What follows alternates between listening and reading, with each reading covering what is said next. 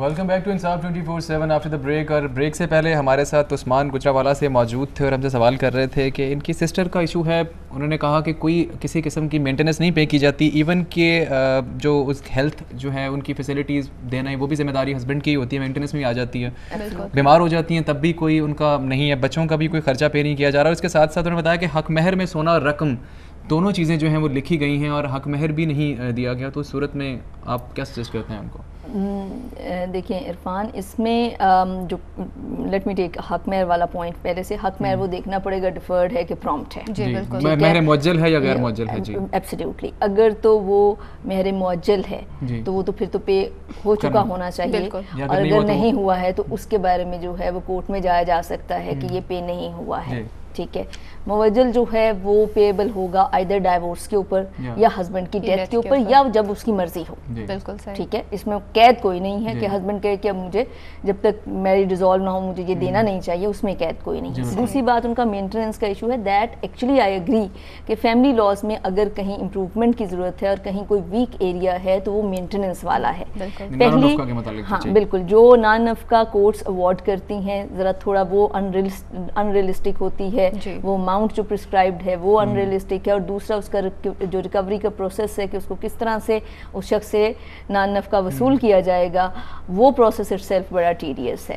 سو اس کو جو ہے ہسبینڈ بھی انکم بھی چھپاتے ہیں نا عدالتوں سے. عدالتوں کے پاس بھی کوئی ایسا کوئی مطلب کوئی کھوجی سسٹم نہیں ہے ان کے پاس کہ جس سے وہ لگا سکیں حساب کتاب کہ اس فلاں شخص کی کتنی جو ہے پراپر ایکچوئل انکم جو ہے.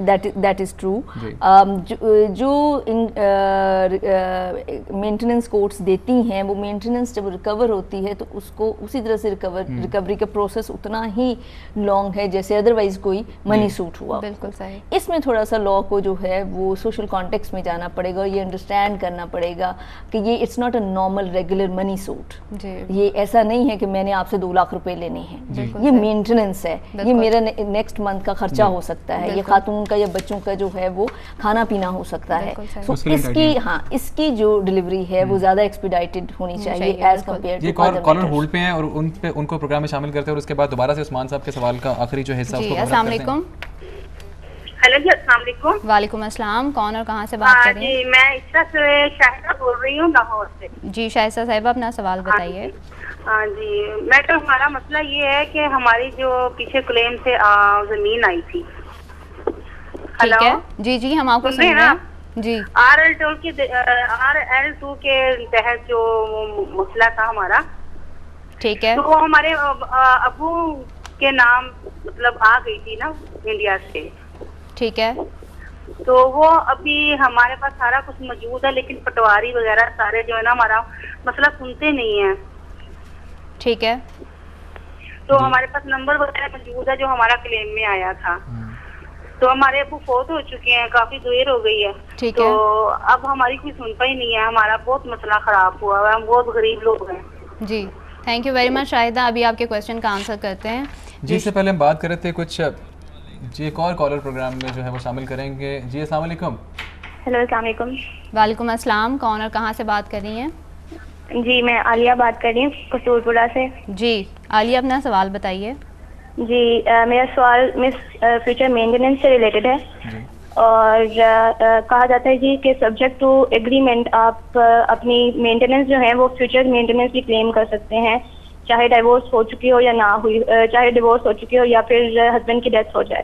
ٹھیک ہے, جبکہ کانٹریکٹ ایکٹ 1872 ایگزسٹ کرتا ہے, اس کے تحت بھی جی ایسا کوئی بھی کنڈیشنل جس میں کنڈیشن ہو وہ کانٹریکٹ ہو نہیں سکتا. تو اس کے بارے میں آپ کیا کہیں گی؟ جی تھینک یو ویری مچ. عالیہ آپ کے کویشچن کو ابھی آنسر کرتے ہیں, آپ دیکھتی رہیں پروگرام.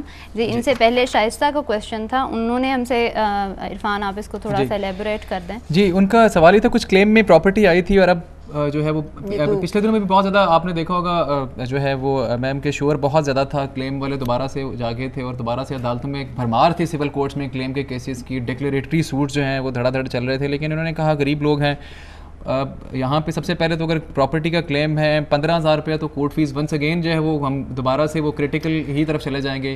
ڈکلیریٹری سوٹ تو ان کو کرنا پڑے گا. پراپر سوٹس ہوتے ہیں لائک یہ جو بات کر رہی تھی یہ عدالت میں یہ چیز جمع کرا سکتے ہیں کہ ہم بہت غریب لوگ ہیں اور ہم یہ کورٹ فی جو ہے یہ افورڈ نہیں کر سکتے ہیں, وہ معاف ہو جاتی ہے. سب سے زیادہ بہترین کے لیے. دوسری بات یہ کہ یہ پراپرٹی میٹر ہے, سو کوئی پراپر پراپرٹی کا لائر ان کو بہتر ایڈوائس دے سکے گا, لیکن ڈیفینیٹلی یہ لیگل میٹر بنتا ہے جس میں ان کو ایک ڈیکلریشن چاہیے ہوگی کہ یہ پراپرٹی اور یہ کلیم کریکٹ ہے.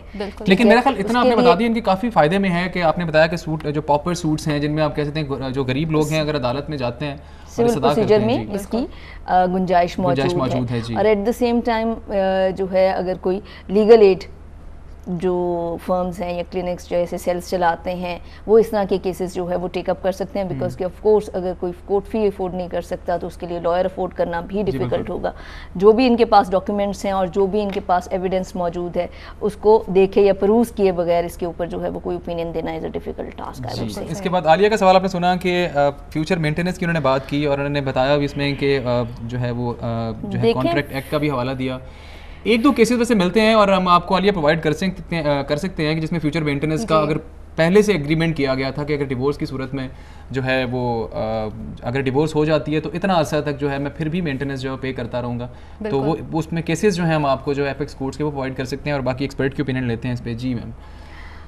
دیکھیں فیوچر مینٹیننس جو ہے وہ وایا کانٹریکٹ جو ہے وہ ایک مختلف چیز ہے, ٹھیک ہے, اور اسی پوائنٹ کے اوپر نکاح کو جو ہے وہ کانٹریکٹ سمجھا جاتا ہے اور اس کا لیگل ایسپیکٹ جو ہے it always come to the forefront, not to suggest کہ یہ سوشل ڈاکیومنٹ نہیں ہے, ناٹ ٹو سجیسٹ کہ یہ ریلیجیس ڈاکیومنٹ نہیں ہے, it's all in every context, but اس کا لیگل کانٹیکسٹ بہت سامنے آ جاتا ہے اس لیے کیونکہ یہ باقی جو ریلیجنس ہیں یا باقی کلچروں میں جو نکاح ہے اس کو اتنا رومانٹیسائز کیے بغیر اس کو ایک بڑا پیور کانٹریکٹ کی فارم میں آگے لاتے ہیں. سو اس میں اس طرح کی چیزیں جو ہیں وہ پاسبل ہو سکتی ہیں, ٹھیک ہے.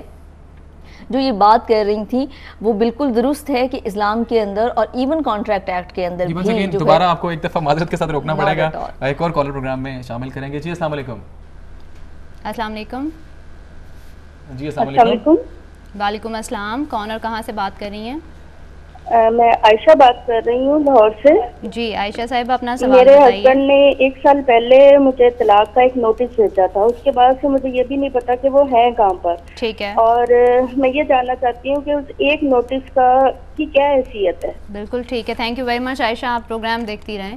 جی اس سے پہلے ہم عالیہ کا بات کر رہے تھے ایگریمنٹ کے بارے میں, فیوچر جو ہے وہ مینٹیننس کی بات کر رہے تھے. آپ نے بتایا کہ سول کانٹریکٹ ہے, کوئی بھی اس میں شرط ایڈ کر سکتا ہے. ہاں یہ اس کے اندر جو ہے وہ اس طرح کی شرط ایڈ ہو سکتی ہے, بٹ چونکہ اس کے اندر ایک کانٹیجنسی انوالو ہے کہ جب وہ طلاق دے گا, ٹھیک ہے, سو اس کی بیسس کے اوپر جو ہے وہ ایک کنڈیشنل کانٹریکٹ بن جاتا ہے اور غالباً اس پروویژن کو اپہولڈ کرنا جو ہے وہ ایزی نہیں ہوگا.